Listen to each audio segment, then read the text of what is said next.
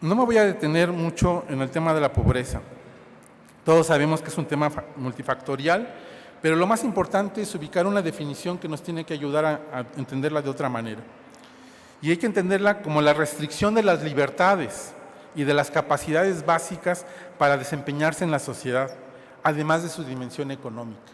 Regularmente lo vemos como un asunto de dinero, como un asunto de, pues no trabaja, es flojo, la gente no aprovecha lo que tiene, etcétera. Y no es cierto. En México tenemos muchísimas experiencias y la OCDE acaba de generar su informe hace un mes para decirnos que de todos los países que conforman la comunidad económica en la que participamos, ¿sí?, México es el país que sus trabajadores y trabajadoras trabajan más de toda esta organización, pero también son los que ganan menos de toda esta organización. Entonces, no pasa porque no seamos trabajadores, pasa porque las estructuras no están siendo claras. Y pasa porque también en esta dimensión económica hay necesidad de que haya servicios. Y uno podría pensar cosas. Recientemente, el año pasado, hicimos un estudio en León sobre el tema de seguridad pública y apareció en León, que uno podía pensar que es una ciudad intermedia, mediana, que va creciendo, etcétera, que hay todo. Y encontramos que hay zonas donde no hay escuelas. Encontramos zonas donde muchos niños y niñas no van a la escuela porque no hay escuela, aunque se diga todo lo contrario oficialmente, ¿sí? Y también nos dimos cuenta que, por ejemplo, un niño de las periferias de la ciudad de León, para llegar a una biblioteca, la más cercana, tendría que caminar entre 7 y 9 kilómetros para poder llegar a esa biblioteca pública, ¿no?, para que tuviera acceso a alguna cosa. Entonces no está tan fácil. Y también evidentemente está el tema de orden político. La pobreza también juega en la política. Y comentaba hace rato que, para que viéramos esta dimensión, cómo el Estado mexicano ha intentado atender el tema de la pobreza a partir, por ejemplo, de programas como el de oportunidades. Pero hemos visto cómo se ha pervertido el tema del programa de oportunidades por muchas razones. Por cuestiones electorales, y miren, yo soy consejero local del IFE y en estas elecciones pasadas denunciamos todo el tema de la compra y coacción del voto que hicieron todos los partidos políticos, es decir, no se salvó ninguno, ¿sí?, que ese es un tema, donde se amenazaba a la gente diciendo, si no votas te vamos a quitar el oportunidades, si no votas te vamos a quitar el beneficio de la beca que tienes para tus hijos, etc. Pero también la gente toma decisiones. Y, por ejemplo, en comunidades de la zona norte del estado encontramos familias que le empiezan a decir cuando su hija o su hijo ya va en sexto de primaria que pues ya le vaya bajando porque va a tener que reprobar. Y empiezan a no mandarlo a la escuela y empiezan a hacer cosas para que no vaya a la escuela hasta que lo reprueben. Porque la idea es cómo hacerle para mantenerlo más años para que pueda recibir oportunidades porque sus hijos están yendo a la escuela. Y entonces no es un asunto de mala onda de la mamá o del papá, es un asunto de sobrevivencia porque no van a tener otro ingreso y si se los quitan no hay nada que garantice porque en el momento que sea un logro del niño o de la niña, ese momento es una pérdida para la estructura familiar. Entonces habrá que pensar con mucha claridad los programas que estamos teniendo en el trabajo. Y esta relación que podemos ver ahí en el gráfico, es lo que nos tiene que ayudar a pensar cosas nuevas. Es tan intersectadas estas relaciones y como decíamos, podíamos ponernos en el lugar del centro donde convergen los tres círculos y vamos a encontrar gente que está en esas condiciones, en violencia, exclusión y pobreza. Y vamos a ver relaciones entre exclusión y pobreza y vamos a ver relaciones entre pobreza y de violencia y exclusión. Pero tenemos que intentar romper ese círculo. ¿Cómo hacerlo? Necesitamos revisar como sociedad y como personas y como gobierno, ¿sí?, y como Estado-nación, algunos aspectos que intervienen en esta construcción de esta realidad humana. Hay una responsabilidad del Estado muy fuerte en todo esto que pasa. Sí, hay un trabajo de las organizaciones civiles que están haciendo cosas buenas, pero el Estado muchas veces está dándole la vuelta a lo que le toca hacer.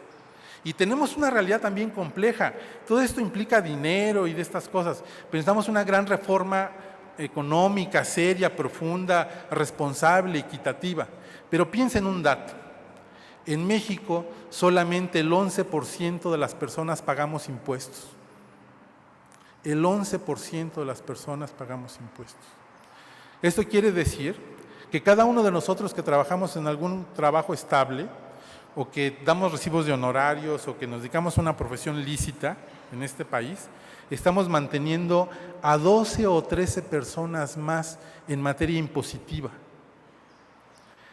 Somos el país que recauda menos dinero de América Latina y somos el país que más altos impuestos le cobramos a estos pagadores obligados que Hacienda nos tiene atrapados, ¿sí?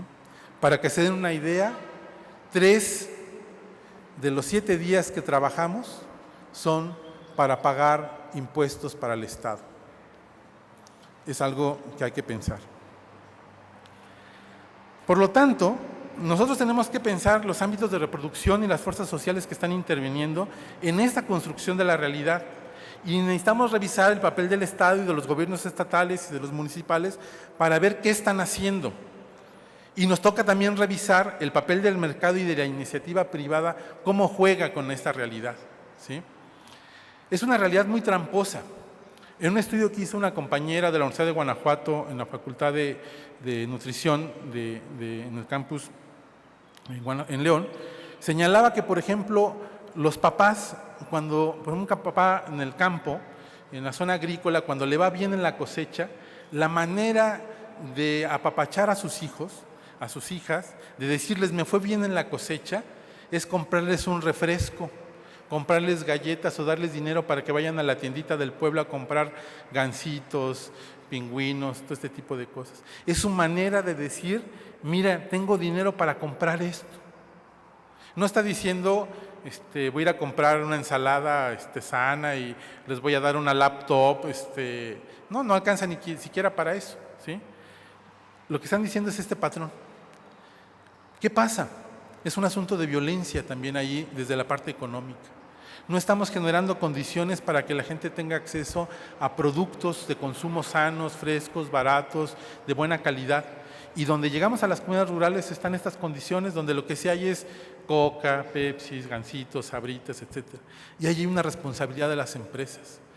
Hay una responsabilidad de la iniciativa privada para mantener las cosas que estamos haciendo, porque hay una violencia estructural que se está generando. Y no lo digamos, ya en Guanajuato, ustedes saben, 7 de cada 10 niños tienen algún problema de sobrepeso o obesidad. En Guanajuato tenemos un problema ahí y estamos haciendo cosas que están dañando la salud de nuestros niños y de nuestras niñas, y no les estamos diciendo al Estado que le toca regular, ¿sí? Le toca exigir por el lado de la Secretaría de Educación Pública, por la COFEPRIS, por donde quieran, ¿sí?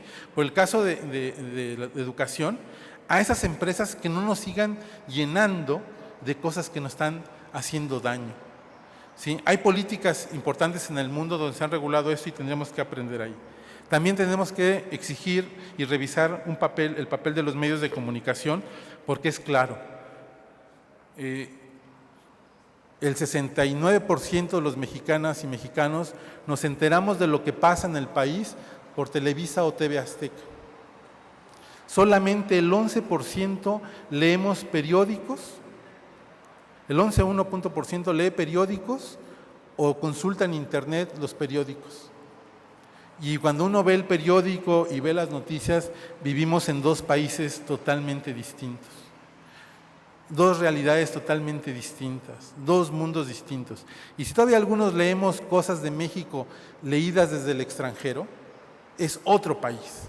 Son otras cosas. Entonces hay una responsabilidad de los medios masivos de comunicación por empezar a informar y lo que tenemos que hacer. También hay una responsabilidad de los partidos políticos y ahí no se pueden echar para atrás, ¿sí? Es un sistema perfectible, es una realidad que la que tenemos, pero tienen responsabilidades estos partidos políticos para hacer su tarea, que es legislar para la sociedad. Es hacer cosas con los legisladores que nombran en sus partidos, que llegan a ser diputados, que llegan a ser senadores, para hacerlo. Pero necesitamos plantearles que tienen una responsabilidad por lo que pasa en estos 3 elementos de la exclusión, violencia y pobreza. También está el tema de los ciudadanos y ciudadanas. Yo creo que, y le decía a Gaudí hace rato, que si un día todas las ONGs de este país dijéramos vamos a hacer un paro simbólico de no trabajar un día, de todas las ONGs que trabajan con los niños Down, con los niños autistas, con la gente de la tercera edad, con la gente que está en los albergues, que está trabajando, este país se cae. Este país se cae porque demuestra toda la fragilidad que el Estado tiene, porque no ha hecho su tarea, y la buena voluntad de muchísimas personas, hombres y mujeres, es la que va sacando los proyectos de la sociedad civil. Y además ahora, sabiendo que es una tarea que le hacemos al Estado, nos ponen una serie de trabas para bajar dinero, para estar inscritos en el padrón del Cedesol, para cumplir quién sabe cuántos requisitos, para que nos auditen, para darnos un proyecto que además la regla es que no puede estar ocupado para honorarios y para pago de servicios profesionales. Eso se llama trampa, eso se llama deshonestidad por parte del Estado, porque no está haciendo un trabajo que debe hacer, que es reconocer el gran trabajo que hacen las organizaciones civiles, de la sociedad civil, para atender algo que por obligación el Estado tendría que atender, por obligación. Y cuando uno ve que por obligación los niños son atendidos en Finlandia, en Noruega, en Suecia, con los impuestos que cobran, que es para muchos, pero es para todos, donde hay realmente un papel del Estado regulador que busca el bienestar, estamos en una condición nueva. Pero nos falta entender eso y hacerle ver al Estado que no puede seguir pensando que nos hace un favor cuando nos da un proyectito para seguir trabajando. Nosotros le estamos haciendo el favor al Estado y eso es lo que nos hace entender. Y de ahí el papel de la sociedad civil, el papel de la comunidad y hoy el papel de las redes sociales y del ciberespacio.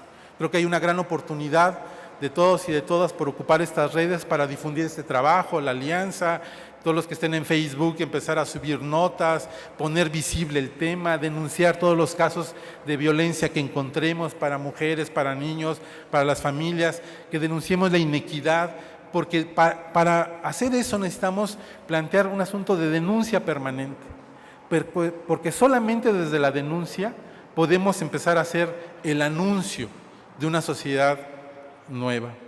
Y por lo tanto necesitamos comprender y asumir que se pueden transformar las realidades sociales, económicas y culturales y ambientales.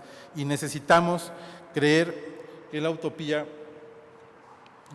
Sí, voy a terminar. Creer en esta frase que les quiero poner aquí.